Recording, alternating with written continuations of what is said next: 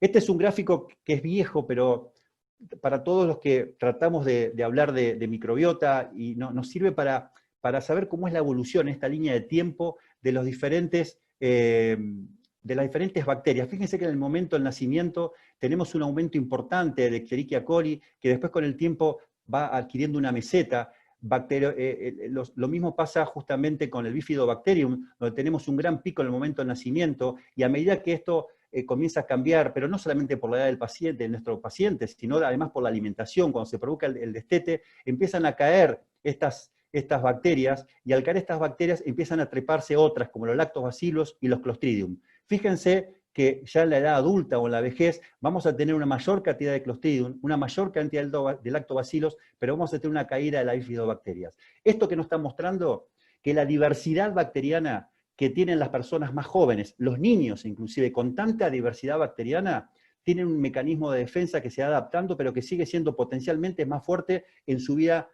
adolescente o adultos jóvenes. Porque ya después, cuando comienza la tercera edad y empiezan a aparecer enfermedades inflamatorias, la epigenética que empieza a golpear a esta persona en edad adulta, y sobre todo con una caída de bacterias, es donde ya lo proponemos y lo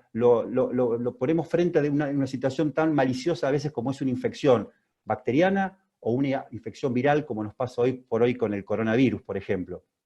De esta manera nosotros sabemos que si el niño nace por parto vaginal,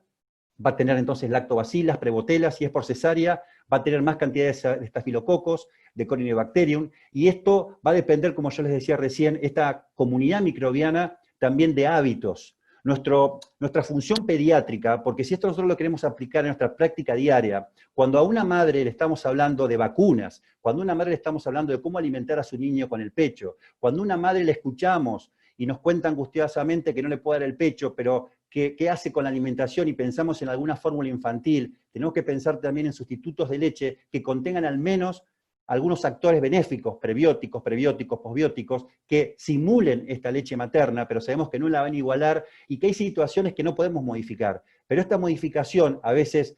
modificable y otras veces no, va conformando entonces estas comunidades intestinales que, como yo les decía, en los adultos empieza a haber una menor diversificación de bacterias.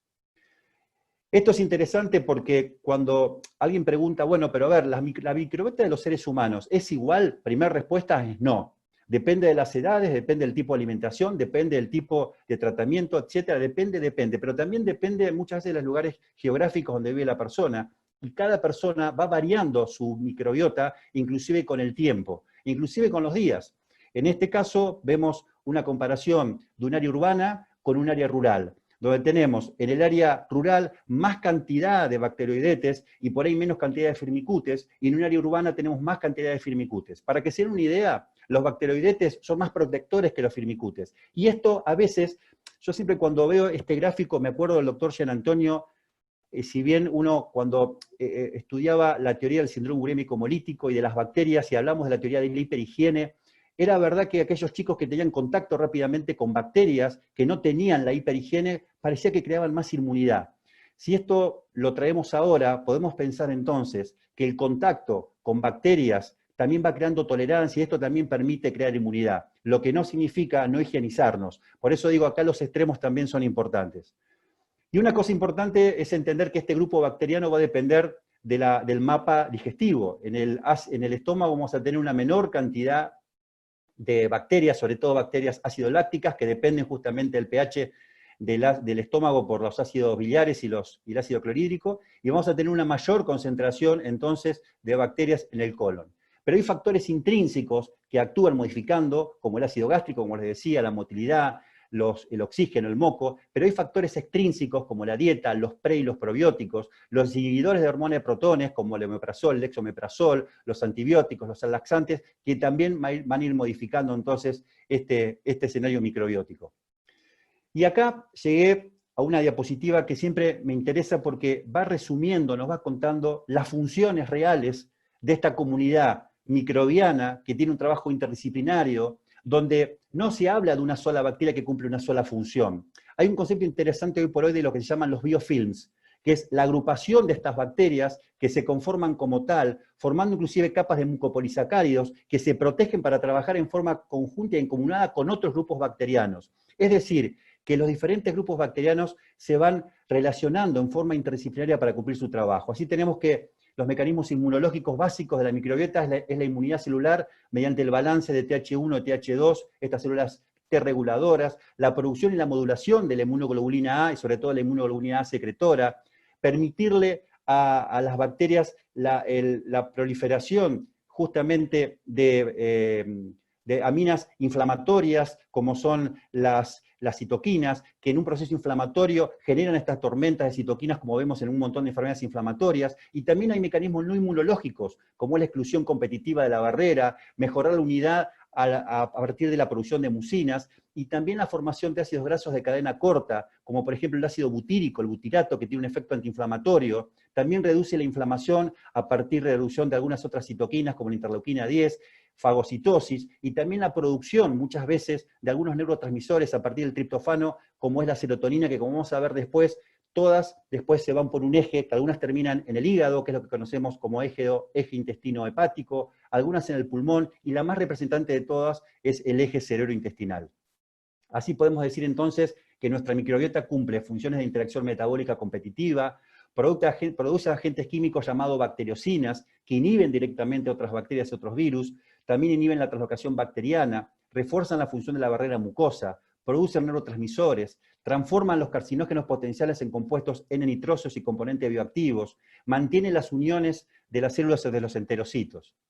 Y llegamos al cerebro-intestino. Todos han hablado durante mucho tiempo y se habla del segundo cerebro, del primero. ¿Quién es el primero o el segundo? Yo creo que acá no hay una cuestión de prioridad. Acá en nuestro propio organismo se actúa en forma estratégica muchas veces y a veces no. La forma estratégica y complementaria sería la eubiosis y la disbiosis sería la forma donde se nos desparrama todo y se nos cae la estantería. En esa estantería,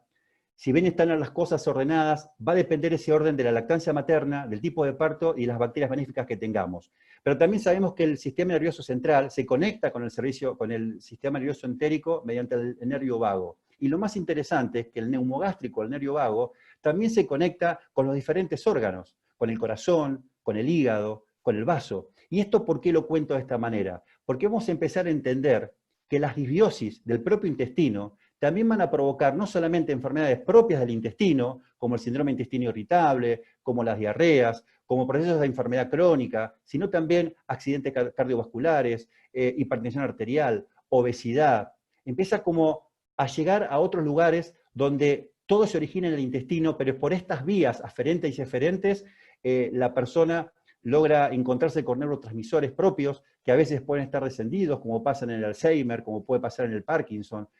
También puede pasar que el estado propio del ánimo de la persona, a partir de la producción de endorfinas, tengamos alteraciones de nuestro propio trofismo intestinal, con constipación o con diarreas. Es decir, que este eje cerebro-intestino también marca el día a día de nuestra vida, de nuestro ánimo y de nuestra función intestinal. Esta especie entonces de conexión debe ser lograda o tratar de que no haya un cortocircuito entre estos dos órganos, porque es la única forma de mantener entonces un buen desarrollo cognitivo, mental, buen estado de ánimo. Y recuerden esto, que es importantísimo, insisto en lo que dice el doctor Larguía, en los primeros 1000 días, y sobre todo en estos 2 años de vida, donde la microbiota y el sistema inmune dialogan asociándose para tener, si Dios quiere, una vida saludable para toda la vida. ¿Qué sucede en las primeras semanas posparto? A ver, en las primeras semanas posparto madura el sistema innato, madura el sistema inmune, y esto depende de las bacterias. Fíjense que, por supuesto, un prematuro va a tener un sistema inmunológico inmaduro, a partir también de complicaciones como puede ser la enterocolitis necrotizante. Después veremos si algunos probióticos son efectivos para evitarlas o no. Pero hoy se sabe que esta colonización temprana también permite la maduración inmunológica al sistema TH1, TH2, inclusive para ir creando tolerancia en el transcurso de los meses. Los que hacemos pediatría sabemos que hoy por hoy hemos cambiado algunos hábitos, inclusive indicación alimentaria a nuestros pacientes. A partir de los 6 meses ya le incluimos algunos alergénicos que antes no incluíamos, justamente con este concepto de tolerancia.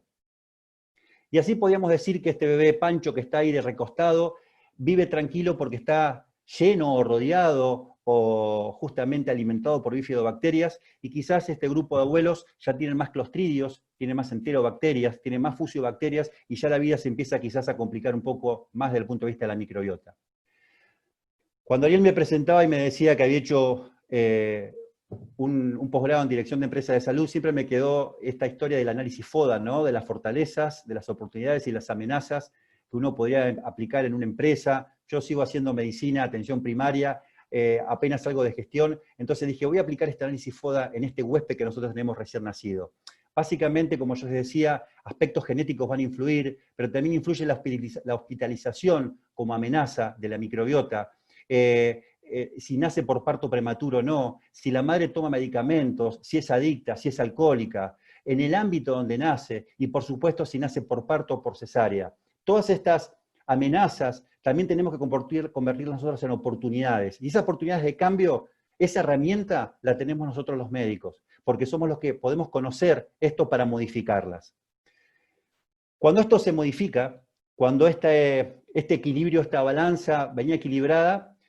se provoca un momento, por alguna cuestión, un desbalance. Este desbalance lo conocemos como disbiosis, y es un difícil concepto. Hoy por hoy, muchos artículos, como el que referencio en esta diapositiva, la pregunta sería, ¿pero por qué una microbiota es disbiótica? ¿Porque es agredida? ¿Porque hay una menor o mayor diversidad? ¿Porque hay mayor o menos bacterias? La realidad es que hay un desequilibrio donde las funciones simbióticas no se pueden cumplir. La causa principal de disbiosis es el uso irracional de antibióticos. Y ahí tenemos nosotros también una herramienta para modificar. La disbiosis tiene un efecto causal en muchas enfermedades. Enfermedades autoinmunes, desórdenes autoinflamatorios, que terminan en alergias, en obesidad, en depresión, en artritis, Parkinson, Alzheimer, y podemos seguir enumerando inclusive a nuestros niños, inclusive hasta el autismo. Por eso en los primeros años de vida, si tendríamos que enumerar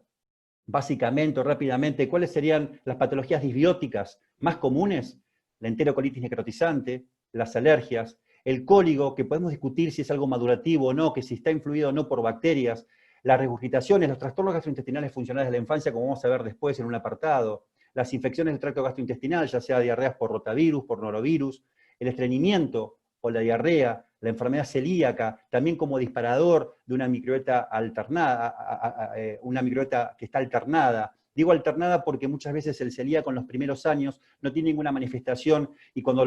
lo enfrentamos al gluten y aparecen las manifestaciones de celiaquía, muchos de estos niños también tienen una microbiota alterada y esto le predispone rápidamente a la manifestación de la enfermedad. La diarrea asociada a antibióticos y también, más allá, como yo les decía, en la etapa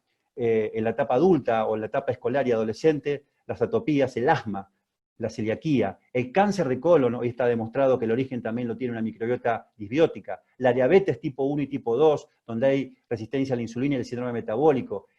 el autismo, el trastorno de espectro autista. Hoy se sabe que el autismo tiene más de 78 genes conocidos y que hay factores epigenéticos, como pueden ser las pantallas que pueden influir, pero el consumo de antibióticos, el Clostridium difficile también como parte de la patogenia de esta enfermedad todavía aún desconocida, pero sí se ha visto que modificando la dieta de estos niños, inclusive en algunos que se han hecho, y vamos a charlar después un poquito si quieren, de lo que es trasplante de materia fecal, se han modificado inclusive sus conductas. La obesidad, trastornos psicológicos, la artritis, enfermedad inflamatoria, y creo que podemos ir sumando un montón de orígenes de enfermedades que vamos a empezar a conocer o a reconocer que su origen está en la microbiota.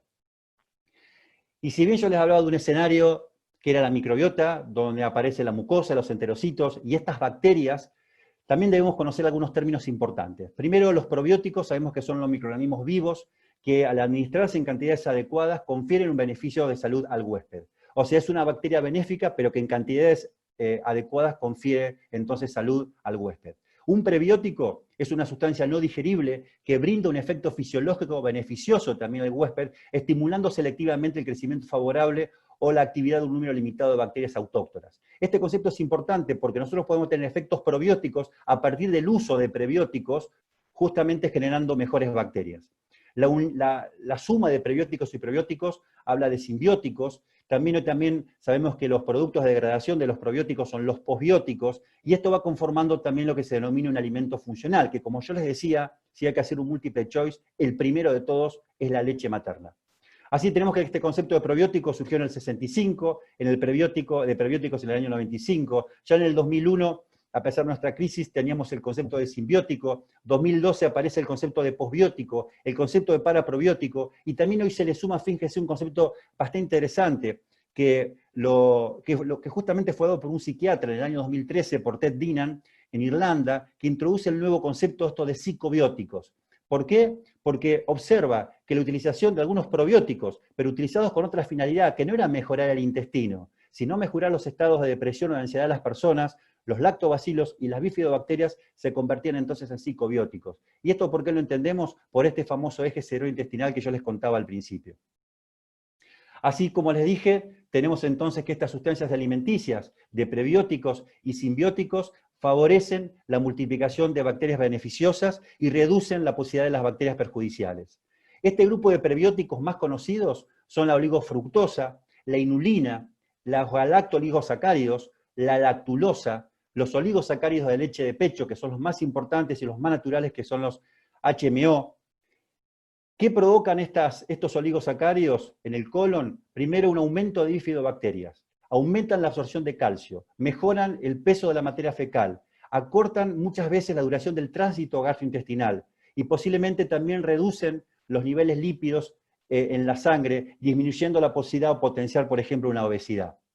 Hay varios trabajos que afianzan esto que yo les estoy contando, donde los prebióticos tienen un factor predominante, inclusive para evitar alergias en aquellos pacientes que tienen grandes potenciales de ser alérgicos, sobre todo si tienen hermanos alérgicos con alergia a proteína de leche de vaca, eczemas. En definitiva, los prebióticos son elementos fundamentales para inducir a este grupo de bacterias y que cumplan sus funciones probióticas. Ya en el año 2011, en Archivas y muchos de los colegas, que quizás alguno esté escuchándonos, amigos, Patricia Sosa, la doctora Toca y varios de este grupo, de esta comisión, ¿qué nos decían en esta conclusión de expertos? Que siempre que cuando la lactancia materna no es posible, la utilización temprana de fórmulas, y ahí sí viene el concepto de fórmulas especiales, que contengan prebióticos, pueden beneficiar la salud de los chicos. Esta síntesis de HMO se define en el año 1980, esta síntesis de HMO, de estos oligosacáridos de leche humana, todos vienen desde la lactosa, a partir de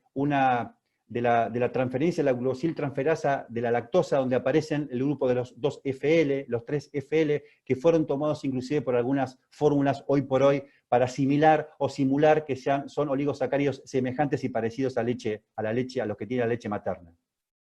Y estos grupos de galactoligosacáridos que no se encuentran en la leche materna, lo podemos encontrar justamente el grupo GOS en la leche humana, como yo les decía, pero también en alimento de reducción de lactosa, como puede ser las bananas, en el yogur, el grupo de los fructooligosacáridos o grupos FOS2, también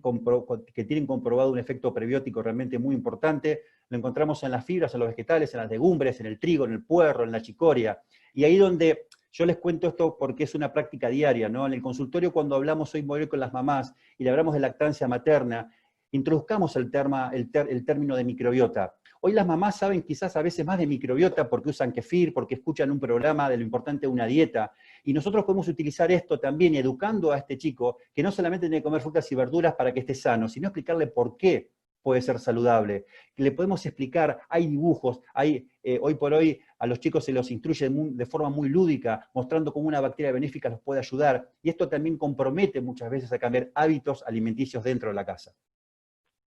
Los probióticos, si nos vamos un poco atrás, pero muy atrás, fíjense que en el año 76 después de Cristo ya existía leche fermentada y se utilizaba para los pacientes que tenían diarrea.